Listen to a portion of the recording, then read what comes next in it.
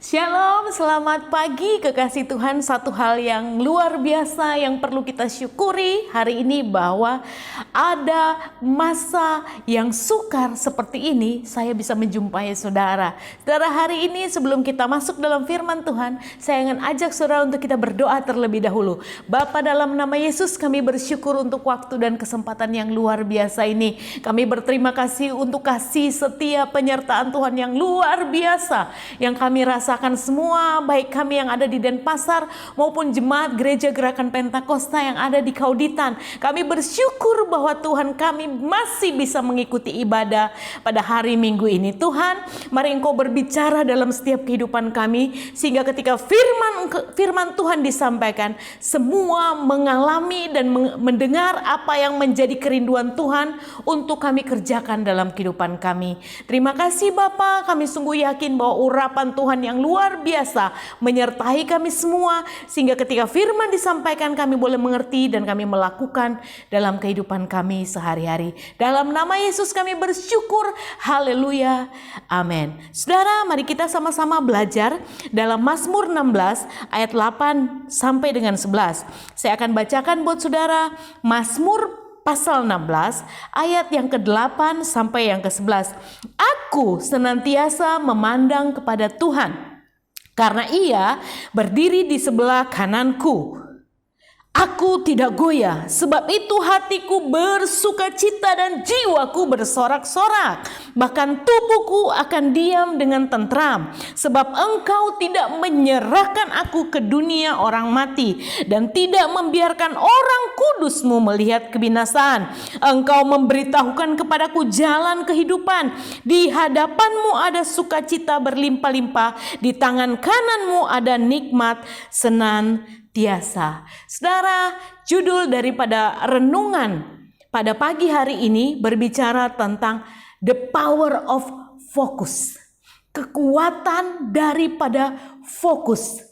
Nah, hari-hari ini kita sedang diperhadapkan pada wabah yang begitu menakutkan sehingga kita tahu bersama sudah beberapa bulan kita dikurung, kita berada dalam satu masa yang namanya karantina, kita harus jaga jarak, kita harus benar-benar memperhatikan standar dan peraturan-peraturan, himbauan-himbauan pemerintah yang dikeluarkan hari-hari ini. Nah, saudara, kita mestinya mengerti bersama bahwa fokus kita adalah memutus mata rantai daripada wabah ini. Tetapi seringkali yang terjadi karena masalah ini datang sudah terhitung mulai berbulan-bulan, kita mulai kehilangan fokus. Sehingga fokus kita bukan melawan COVID-19 ini lagi, tetapi fokus kita mulai ambiar, saudara. Kita mulai berpikir bahwa kita mulai salah, kita mulai lihat bahwa musuh kita bukan lagi COVID, tapi musuh kita siapa, saudara? Kita mulai marah sama pemerintah. Ya, kalau di Kauditan itu mulai marah sama Pala. Ada orang bilang begini, Jokowi sih baik, gubernur baik, Pak Oli itu baik, bupati baik, Marpala kuatnya baik. Saudara, kita mulai merasa bahwa masalah-masalah yang terjadi ini kita mulai berpikir dan kita mulai kehilangan fokus yang sebenarnya. Nah, hari ini lewat firman Tuhan yang saya pengen bagikan buat saudara, di sini dikatakan bahwa Daud dalam Mazmur ini dia bermiktam. Apa itu bermiktam? Biasa dikatakan miktam itu Daud sedang bernyanyi. Wow, saudara, di tengah-tengah permasalahan yang terjadi, di tengah-tengah tantangan yang Daud alami pada waktu itu, Daud masih bisa bernyanyi, saudara. Nah, saya pengen bertanya buat saudara jemaat gereja Gerakan Pentakosta yang sedang ada di rumah saat ini. Ketika COVID-19 ini datang dalam kehidupan saudara, lagu apa yang lagi muncul dalam hati saudara? Kalau saudara fokus kepada Tuhan, pasti lagu yang muncul adalah bila Kau izinkan sesuatu terjadi. Sebaliknya, kalau saudara sedang tidak fokus, kehilangan fokus terhadap Tuhan, lagu yang muncul dalam pikiran saudara itu apa, saudara? Entah apa yang merasukimu. Oh, darah Yesus, saudara. Hari ini Daud mengajarkan kita dalam Mazmur 16 tadi ayat 8 sampai 11 dikatakan kenapa Daud fokus. Saudara perhatikan ayat 8. Aku senantiasa memandang kepada Tuhan. Kenapa sampai hari ini tokoh idola saya dalam setiap khotbah saya, sering kali saya berbicara tentang Daud. Kenapa Daud ini begitu luar biasa dalam pandangan saya? Ternyata saudara, di tengah-tengah persoalan hidup, di tengah-tengah tantangan, di tengah-tengah wabah yang mengerikan, di tengah-tengah apapun, pelajaran yang pertama yang Daud mau bilang buat kita, fokus itu penting. Perhatikan ayat 8, aku senantiasa memandang kepada Tuhan, karena Ia berdiri di sebelah kananku. Perhatikan ayat selanjutnya, aku tidak akan goyah. Saudara, the power of focus berbicara bahwa ketika kita memandang Tuhan, kita tidak akan pernah goyah dalam kehidupan kita. Saudara, kalau hari-hari ini, masa-masa seperti ini, saudara mulai kehilangan pegangan, saudara mulai menghitung jumlah tabungan saudara mulai berkata bahwa, woi masih berapa lama masa ini, kayaknya sebentar lagi nih tabungan habis. Saudara, banyak di antara teman-teman saya yang berkata, Bu, kami juga sekarang hidup mantap. Maksudnya hidup mantap itu apa? Makan tabungan. Nah saudaraku yang dikasihi Tuhan, masa COVID ini kita pun gak tahu kapan berakhirnya. Tetapi firman Tuhan pagi hari ini lewat pelajaran yang Daud bilang dalam Mazmur 16 ayat 8 ini, salah satu yang membuat Daud kuat, salah satu yang membuat Daud tetap bertahan ketika dia menghadapi masalah, dia bilang, aku senantiasa memandang Tuhan. Saudaraku yang dikasihi Tuhan, di manakah pandangan kita hari-hari ini? Saya memang tidak bisa melarang saudara media sosial seliweran, saudara bolak-balik kita buka WA, bolak-balik kita nonton TV beritanya tentang COVID-19. Saya nggak bisa tahan orang-orang di grup untuk berhenti membicarakan tentang COVID-19 ini. Tetapi pilihan sekali lagi ada di tangan saudara. Apakah saudara mau fokus kepada Tuhan atau saudara fokus kepada COVID-19? Saudara, saya nggak bilang buat saudara nggak usah hiraukan COVID-19 terus saudara hidup sembrono, saudara tidak mengindahkan apa yang dianjurkan oleh pemerintah, saudara jalan kemana kesana kemari, bukan begitu maksud saya. Tetapi maksud saya begini, kita sudah tahu bahwa COVID-19 ini bahaya. Kita harus jaga diri kita dan kita harus ikuti anjuran pemerintah. Dan ingat, waktu kita sudah melakukan semua itu, ingat kembali kita fokus kepada Tuhan. Kenapa kita harus kembali lagi ke fokus pada Tuhan? Sebab katanya Daud juga bilang, kalau kita kehilangan fokus, kita pasti goyah, saudara.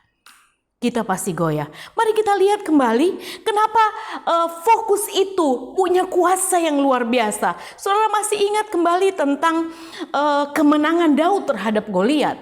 Saudara, itu hal cerita dari sekolah minggu yang sangat fenomenal banget sampai hari-hari ini. Saudara, bagaimana Daud yang dikatakan firman Tuhan, dia kecil imut-imut, dia bisa mengalahkan raksasa Goliat yang dalam pelajaran yang saya baca, tingginya itu 2,9 meter, nyaris 3 meter, saudara. Bahkan dalam tafsiran yang lain pernah bilang 3,15 meter. Saya pukul rata aja, tinggi Goliat itu 3 meter. Melawan Daud yang dikatakan masih imut-imut, kecil, kemerah-merahan.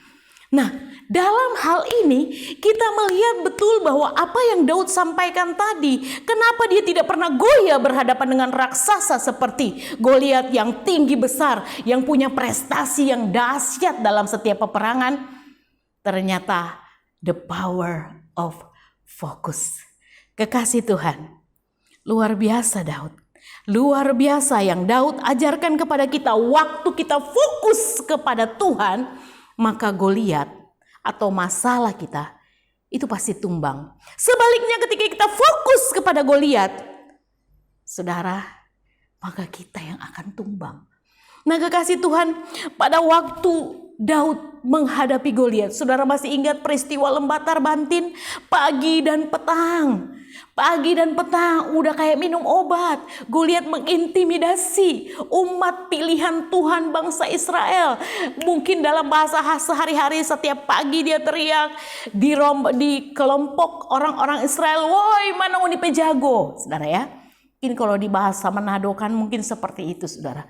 Wahai keluar, mana yang jago? Ada yang berani lawan kita. Dan saudara, dikatakan dalam firman Tuhan, tidak ada satupun di antara orang Israel pada waktu itu yang tidak ketakutan. Termasuk Saul Raja Israel. Nah saudaraku yang dikasihi Tuhan, tidak ada satupun yang berani terima tantangannya. Bayangkan 40 hari saudara, bukan waktu yang singkat. Pagi dan petang. Tapi yang luar biasa orang yang fokus sama Tuhan. Daud, dia tampil berdiri untuk berkata kepada Goliat, hari ini juga. Nah ini yang dahsyat saudara. Kalau kita jadi Daud, kita gak bakalan berpikir bagaimana caranya kita melawan Goliat yang raksasa ini. Kalau kita hidup di zaman sekarang, pasti kita googling dulu. Goliat itu berapa kali menangnya peperangan, senjatanya apa aja ya, kelemahannya apa aja ya. Enggak perlu tuh saudara bagi Daud. Daud tidak pernah mempertanyakan prestasi daripada Goliat. Daud tidak pernah cari tahu senjata apa yang dipergunakan Goliat. Tetapi Daud hanya berkata, demi nama Allah yang hidup bangsa Israel yang kau hina itu. Nah saudaraku yang dikasihi Tuhan, pagi ini masalah kita semua sama. Masalah kita semua dan sebagian besar penduduk di muka bumi ini lawan kita sama. Mungkin saudara berkata begini, Bu, Goliat itu kan lawan Daud, dia kelihatan. Ini COVID-19 ini gak kelihatan. Ya, saya sepakat, saya setuju. Kita lakukan bagian kita seperti yang saya sampaikan di awal. Apa yang menjadi peraturan yang harus kita lakukan, kita taati. Tetapi ingat ada persamaan. Lawan kita mungkin lawan Goliat. Zaman dulu Daud lawan Goliat yang kelihatan. Itu mungkin berbeda di zaman now. Karena virus ini gak kelihatan. Tapi ingat kita masih punya backing Tuhan yang sama. Amin saudara. Kita masih punya Tuhan yang sama. Dia yang tidak pernah berubah. Dulu, sekarang, sampai selama-lamanya. Janji penyertaan Tuhan tidak pernah direvisi. Nah saudaraku yang dikasihi Tuhan. Yang kedua saudara, kita sudah tahu jelas bahwa ketika Daud fokus, dia tetap berjalan atas nama Tuhan. Dia tetap fokus bahwa sebesar apapun masalah Daud, dia akan sanggup mengalahkan masalah itu sebab Tuhan ada di pihaknya. Nah saya menghimbau jemaat gereja Gerakan Pentakosta Kauditan, mari kita fokus hari-hari ini. Stop. Buka-buka berita-berita yang nggak jelas, kadang banyak hoax. Ataupun kadang-kadang berita tiap hari. Ada teman saya yang tiap hari tinggal share, udah berapa banyak yang mati, udah berapa banyak. Saya bilang stop. Gak usah hitung berapa banyak yang mati. Maaf saudara, memang menyedihkan. Kalaupun kita tahu ada orang-orang yang kita sempat kenal yang meninggal karena ini, kita gak usah fokus di situ saudara. Tetapi mari kita fokus bahwa hari ini kita masih hidup. Dan kita fokus kembali bahwa kalau kita masih ada sampai hari ini, kita hanya bisa bersyukur oleh pertolongan Tuhan. Nah saudara, orang yang kedua yang saya sangat kagum tentang the power of fokusnya itu saudara, kita akan belajar dari Paulus. Mari kita baca 2 Korintus 11 ayat 23 sampai dengan 27. 2 Korintus 11 ayat 23 sampai dengan 27. Saya baca buat saudara. Apakah mereka pelayan Kristus? Aku berkata seperti orang gila. Aku lebih lagi. Aku lebih banyak berjeri lelah. Lebih sering di dalam penjara. Didera di luar batas. Kerap kali dalam bahaya maut. 5 kali aku disesa orang Yahudi. Setiap kali 40 kurang 1 pukulan. 3 kali aku didera. 1 kali aku dilempari dengan batu. 3 kali mengalami karam kapal. Sehari semalam aku terkatung-katung di tengah laut. Dalam perjalananku aku sering diancam bahaya banjir dan bahaya penyamun. Bahaya dari pihak orang-orang Yahudi dan dari pihak orang-orang bukan Yahudi. Bahaya di kota, bahaya di padang gurun, bahaya di tengah laut. Bahaya dari pihak saudara-saudara palsu. Aku banyak berjeri lelah dan bekerja berat. Kerap kali aku tidak tidur. Aku lapar dan dahaga. Kerap kali aku berpuasa kedinginan dan tanpa pakaian. Saudara, Saudara lihat daftar prestasinya Paulus. Kalau saudara hamba Tuhan zaman now, dapatkah saudara tetap berkata, Tuhan, aku mau tetap melayani Engkau ketika saudara mengalami masalah seperti yang Paulus alami? Beda saudara. Kadang-kadang kita miris lihat keadaan hari-hari ini. Ada banyak orang yang berhenti jadi hamba Tuhan. Ada banyak orang yang langsung melambaikan tangan depan kamera, angkat bendera putih, menyerah, stop jadi pendeta. Cuman karena tersinggung. Saudaraku yang dikasihi Tuhan, Paulus ini mengalami, daftar penderitaannya minta ampun saudaraku yang dikasihi Tuhan. Daftar penderitaan begitu panjang. Saya masih ingat pendeta zaman now dan pendeta zaman old memang berbeda. Saya memang gak membandingkan pelayanan saya zaman dulu dengan pelayanan Rasul Paulus, jauh banget. Teman saya mau cerita, zaman dulu saya pernah praktek sekolah saudara di salah satu desa yang sangat terpencil. Mungkin kalau di Google kapan hari 4-5 tahun yang lalu saya sempat kembali ke sana untuk cari, Google aja kehilangan jejak desa itu saudara. Saya pelayanan begitu terpencil dan yang menjadi masalah buat saya, maaf saudara, kalau mau ke kamar mandi, aduh minta ampun saudara, itu benar-benar agak merupakan penderitaan tersendiri buat saya, sebab kamar mandinya jauh daripada yang kita pakai, ya, yang kita pakai. Pada zaman dulu sekalipun di Manado masih susah, ya pada zaman itu, tapi jauh saudara. Saudara bayangkan aja sendiri. Saudara, saya paling takut dengan yang namanya ular.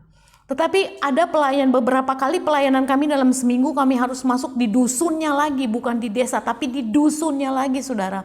Yang kami menempuh perjalanan mulai dari jam 4 sore, kami harus berjalan dan kira-kira 1 jam kami harus sampai di tempat itu, jalan kaki saudara. Jalan kaki bukan masalah buat saya sebab saya suka juga jalan. Tetapi yang menjadi masalah buat saya, kita jalan itu di pematang sawah yang selalu ketemu dengan ular. Saudara, itu sangat-sangat menakutkan buat saya. Dan waktu itu saya anggap itu penderitaan buat saya saudara. Memang kalau dibandingkan dengan apa yang Paulus alami itu, aduh gak ada apa-apanya saudara. Tetapi kalau bagi hamba-hamba Tuhan yang mentalitasnya cengeng, mudah menyerah saudara, pasti akan berkata, aduh sudah Jo, pulang kampung aja.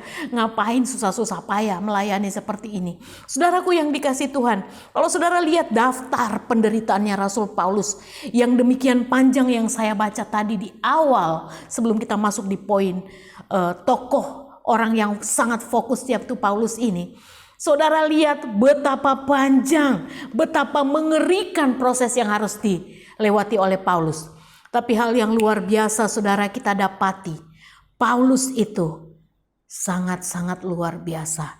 Dia berkata dalam 2 Korintus 4 ayat 16, saya ulangi, 2 Korintus 4 ayat 18. Dia bilang begini, sebab kami tidak memperhatikan yang kelihatan, melainkan yang tidak kelihatan. Nah saudara, lihat fokusnya kepada siapa? Dia tidak memperhatikan yang kelihatan, melainkan yang tidak kelihatan. Karena yang kelihatan adalah sementara, sedangkan yang tidak kelihatan adalah kekal. Sekali lagi firman Tuhan pada pagi hari ini, jemaat gereja Gerakan Pentakosta, mari fokus kepada yang tidak kelihatan, yaitu Tuhan. Yang dengan sepenuh hati setiap hari berkata, ada 365 kali berkata dalam firman Tuhan tentang kata jangan takut. Cukup untuk setiap pagi kita bangun tidur dan kita motivasi hati kita sendiri, bangkitkan iman kita dan berkata jangan takut. Fokuslah kepada itu. Saudara, the power of focus. Kenapa Daud menjadi orang yang dicatat Alkitab sepanjang hidupnya berkenan kepada Tuhan? Kenapa Paulus orang yang menjadi inspirasi yang luar biasa bagi setiap kita semua orang percaya? Sebagian besar kitab perjanjian baru adalah hasil dari karya dari Paulus. Kenapa mereka sedemikian berat tantangan hidup mereka tetap fokus. Sekali lagi, firman Tuhan ini berkata, Daud senantiasa memandang kepada Tuhan. Paulus pun di perjanjian baru, tema dari inti pelayanannya yang begitu payah, begitu banyak tantangan, dia cuman bilang dia tidak pernah memandang apa yang kelihatan. Kesusahan-kesusahan saudara yang saudara alami hari-hari ini, itu cuma sementara. Imani, ada yang tidak kelihatan yang tetap berjanji untuk menjaga, melindungi, memelihara, dan tak pernah meninggalkan saya dan saudara. Saudaraku yang dikasihi Tuhan, pagi ini, mari kita buka hati kita bersama. Kembali lagi, bahwa kita hidupi firman Tuhan. Kita katakan pujian yang berkata, kekuatan di hidupku hanyalah ada di dalam Engkau. Saudara, bangkitkan iman saudara. Lagu-lagu apa yang muncul dalam hati saudara hari-hari ini? Apakah lagu yang mendayu-dayu yang membuat saudara kepengen mati, kepengen bunuh diri? Ataukah lagu yang membangkitkan iman saudara dan percaya saudara terhadap janji-janji Tuhan yang tidak pernah berubah? Amin firman Tuhan. Saya akan berdoa buat saudara. Bapa, dalam nama Yesus kami mengucap syukur. Terima kasih Bapa. Apa yang Tuhan taruh dalam hati hamba sudah Hamba sampaikan kepada jemaat gereja Gerakan Pentakosta. Mari Tuhan, sebagaimana firman disampaikan, kami percaya kekuatan urapan Tuhan bekerja, mengurapi semua jemaat. Hamba berdoa mulai dari gembala sidang, ibu gembala, staf penggembalaan, wakil gembala, dan semua majelis, dan semua jemaat gereja Gerakan Pentakosta. Bapa, kami berdoa pertolongan, perlindungan Tuhan tetap mereka alami hari-hari yang sukar ini. Dan sehingga mereka boleh ada kesaksian ketika masa ini berlalu. Akan muncul satu kesaksian yang luar biasa, di mana pertolongan Tuhan yang tidak pernah terlambat dalam kehidupan setiap orang percaya. Tuhan, hamba berdoa bagi jemaat yang hari-hari ini dalam kekurangan. Bagi jemaat yang hari-hari ini dalam ketakutan. Bagi jemaat yang dalam kekhawatiran. Mungkin juga bagi jemaat yang sedang sakit. Bapak, biar ketika firman Tuhan disampaikan, kesembuhan terjadi. Biar ketika firman Tuhan disampaikan, semua perasaan takut, perasaan khawatir, perasaan merasa tidak berdaya, hamba berdoa dalam nama Yesus, mereka kembali dikuatkan di dalamnya.